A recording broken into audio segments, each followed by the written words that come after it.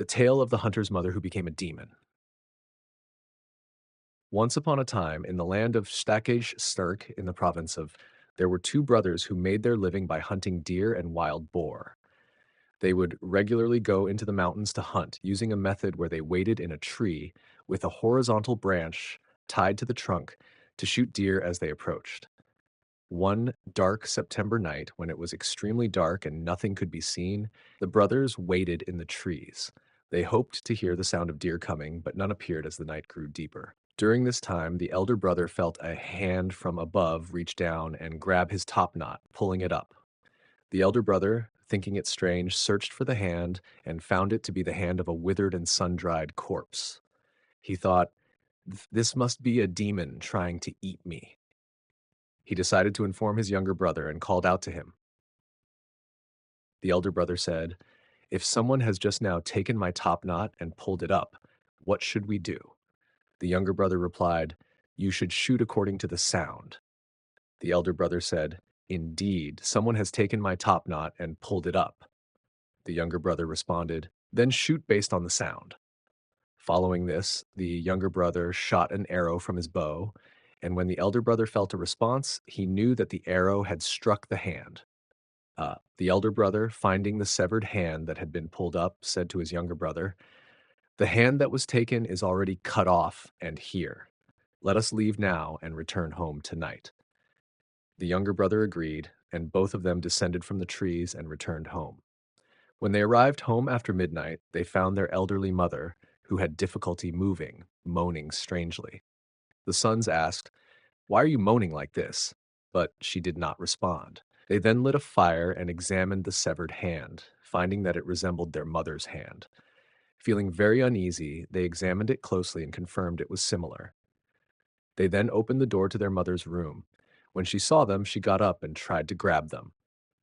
The sons, realizing she had become a demon, shut her in and left. Later, the mother died after some time. When the sons examined her body, they found that one of her hands was missing and had been shot off. They realized that their mother, having grown old and infirm, had become a demon that intended to devour them. Thus, it is said that when an elderly person becomes very old, they might turn into a demon with the intent of harming their children. The sons buried their mother. Reflecting on this, it is said that such stories are very frightening.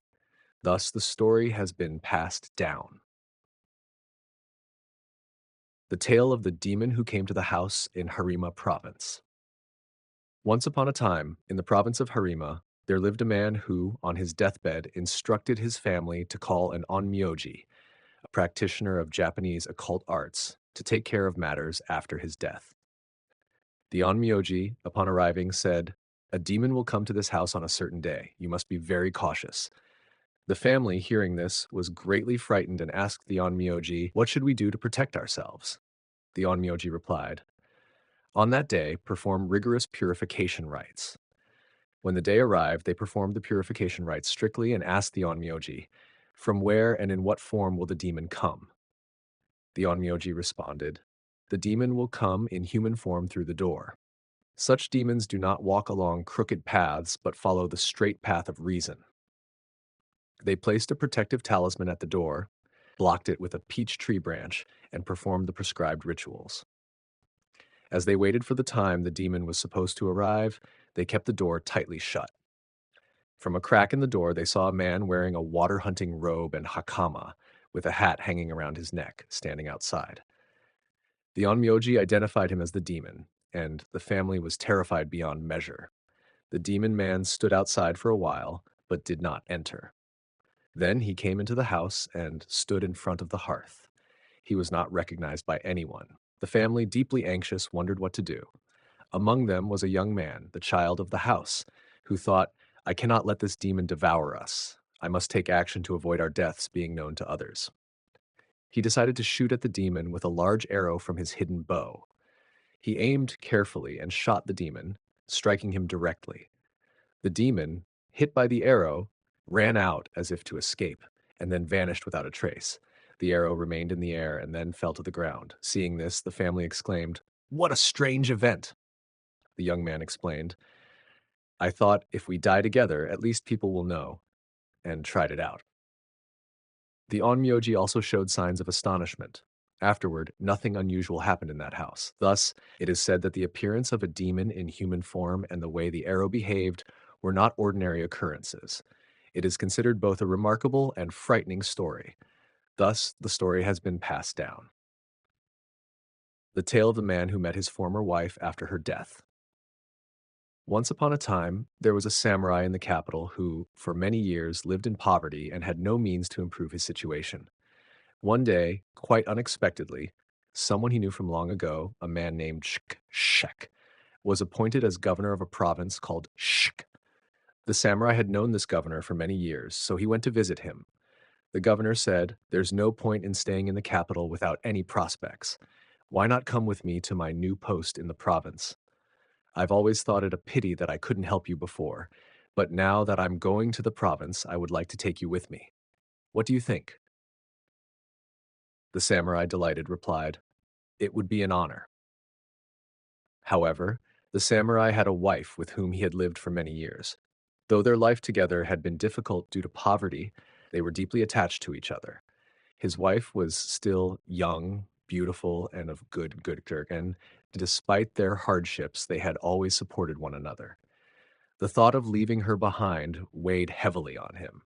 Yet, the samurai decided to part ways with his wife and quickly found a new wife, hoping for a more convenient life.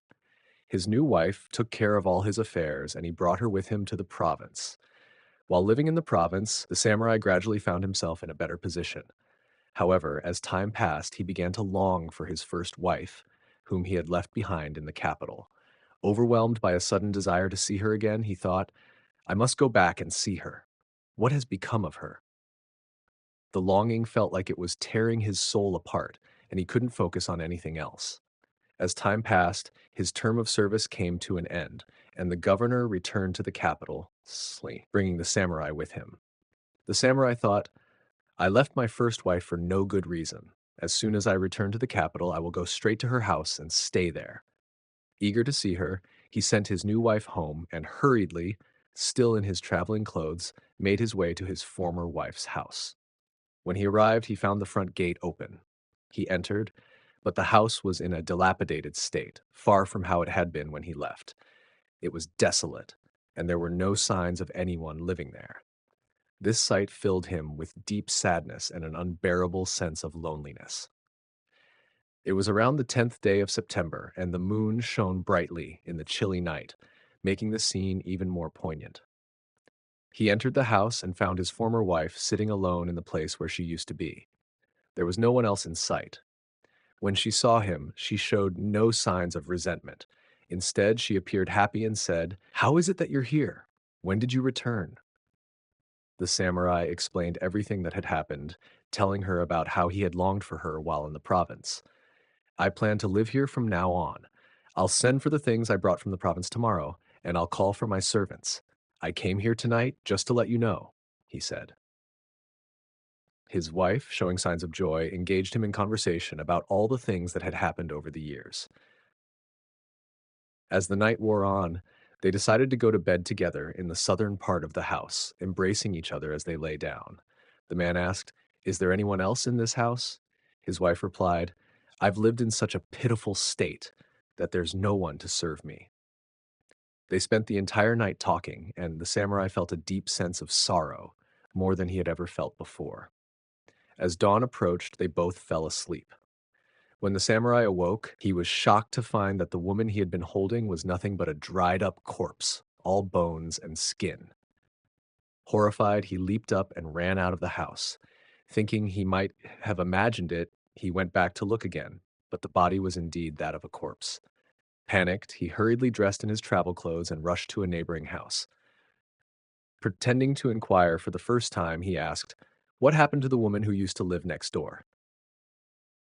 The neighbor replied, "After her husband left and went to a distant province, she was heartbroken and fell ill. There was no one to take care of her, and she passed away this summer. No one came to bury her, and her body is still lying there, abandoned. People are too afraid to go near the house." Hearing this, the samurai was overcome with an even greater sense of fear. He returned home, completely shaken. It was truly terrifying. He thought to himself, her spirit must have lingered, and that's why we were able to meet. Unable to bear the grief of this strange and tragic event, he vowed never to remarry. Thus, this tale of an extraordinary encounter has been passed down. The tale of the woman who saw her dead husband speak. Once upon a time, there lived a family in the district of Shask in the province of Yamato.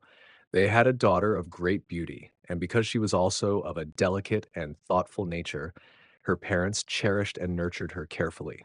Likewise, in the district of Sek in the province of Kawachi, there lived a young man. He too was blessed with handsome features and, being of a young age, traveled to the capital to serve in the court. There, he excelled at playing the flute and was known for his grace and pleasing nature, which earned him the love of his parents.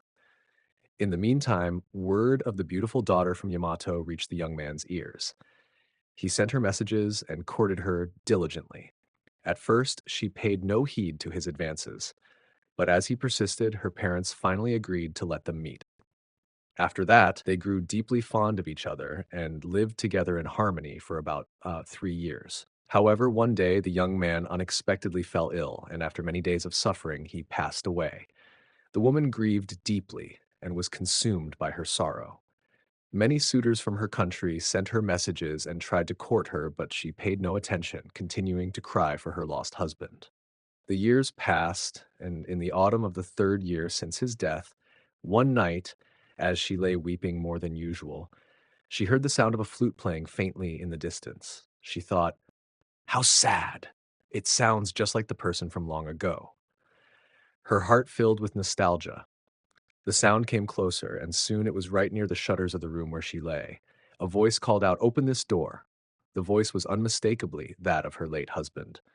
Overcome with a mixture of sorrow and amazement, yet filled with fear, she cautiously rose and looked through the gap in the shutters.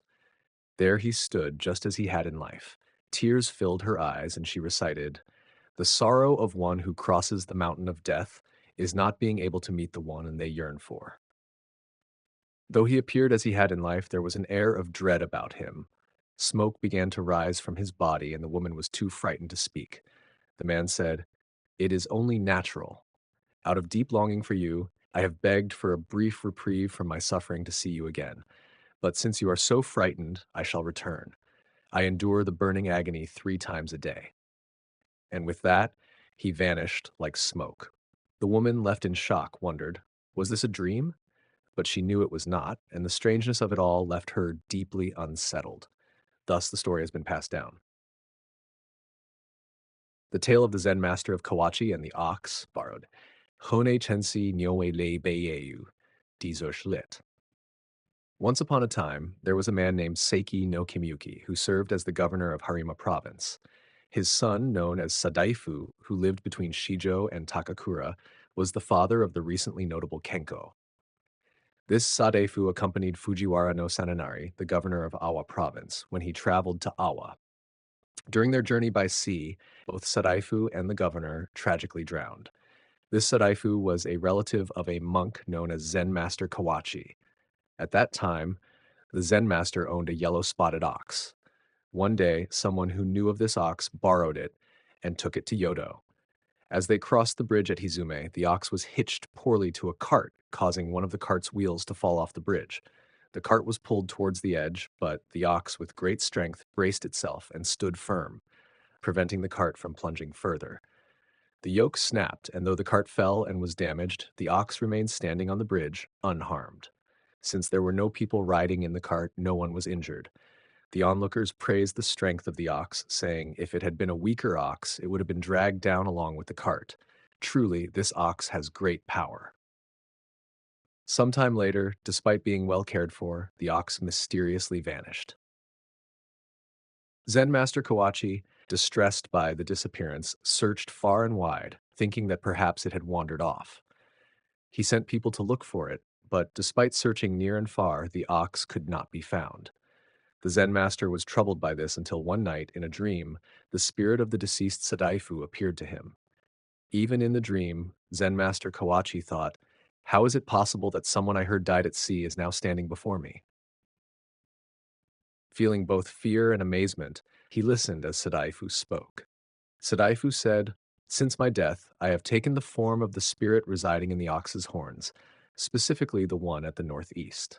Every day I am compelled to go to the bridge at Hizume and suffer great torment. My sins weigh heavily on me, and my body feels unbearably heavy, making it impossible for me to walk. The yellow-spotted ox of yours is strong enough to bear my weight, so I borrowed it to ride upon during my journey. However, since you are so diligently searching for the ox, I shall return it in 5 days. It will be around the hour of the snake on the 6th day. Please do not worry or search for it any further." With that, the dream ended. Zen Master Kawachi, perplexed by the strange dream, shared it with others and waited. As foretold, on the 6th day, around the hour of the snake, the ox suddenly returned, walking in as if it had come from nowhere. It appeared quite dignified and composed upon its return. It is said that when the cart had fallen at Hizume Bridge and the ox had remained standing, the spirit of Sadaifu must have been present, witnessed the ox's strength, and borrowed it for his journey. Thus, this tale was told by Zen Master Kawachi. It is said to be a truly frightening story, and thus the story has been passed down.